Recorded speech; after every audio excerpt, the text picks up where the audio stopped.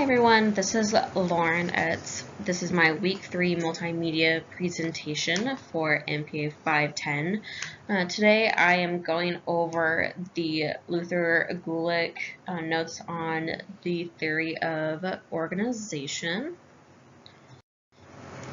For my overview, I'm going to go over the summary of Luther Gulick's theory, some of the strengths and the weaknesses of the theory, and then I am going to be providing a real-life example. The example that I'm going to be using is in my current job, working, really specifying in the events aspect of my job.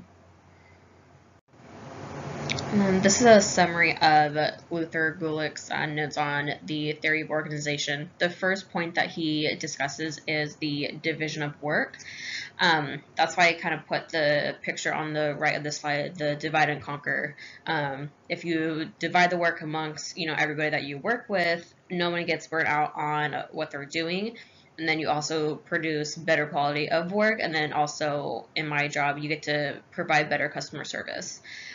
In my job, I work for Club 33 Member Services, and we have multiple locations that we work at. So our main focus is our phone center and our office setting, so we can answer phone calls, make the reservations, assist members in that way over the phone. But then we also work 3 locations where we are face-to-face.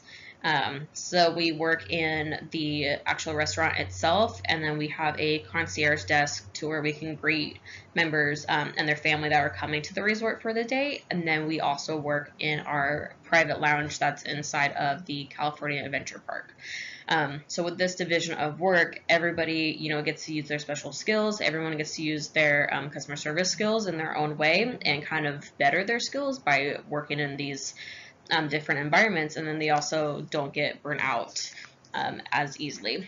And then the second point that he has is the coordination of work. I'm going to be using this in one of my real-life examples, but especially with Disney, as Gulick says that size and time are the great limiting factors in the development of coordination. In a small project, the problem is not difficult. With Disney, everything's kind of a big project. So this coordination of work sometimes always doesn't work depending on what they are doing. And then the third point that he has is organization power. So kind of working from either, he says, working from the top up or bottom down, depending on what you are looking at, and then depending on what kind of events are going on. So some strengths and weaknesses, some strengths of this are definitely the efficiency of it. If you divide and conquer, everybody's skills and everybody's assets that they bring to the department or to the company, you can also generate more profits. So we have a new phone system that we have, and then it tracks how many phone calls that we are taking, at all times of the day. So this is going to have huge, not only can help our profits with how we are conducting our labor and conducting our hours of what people work, but it's also going to help us with efficiency. During this amount of hours, we need to have this many people in the office. And then some of the weaknesses, like a company like Disney, it doesn't always work. So yeah, you can divide the work, but how many ways are you going to divide it? It's kind of used the term too many hands in the pot. If you have too many ideas, too many opinions, work is not going to get done because people are just going to keep arguing, or they're not going to settle on one idea, and then nothing is going to get accomplished. So my real life example, kind of a reason why the division of work is complicated in where I work, I'm using when we do events for Club 33 members. Club 33 turned 50 this year, so we had a huge event at the resort for the 50th anniversary.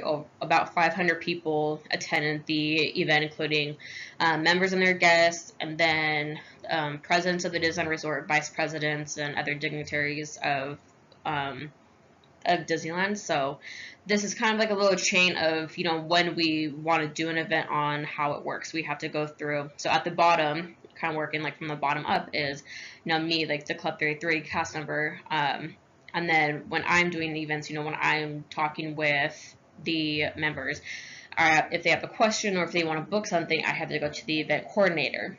well, she or he either has to go, make that decision, or they have to go up to their event planning coordinator, who is kind of like their manager. And then she has to go to the event planning manager, who is, discussing the people that are going to be coming to the event, the celebrities, the president of the Disneyland Resort.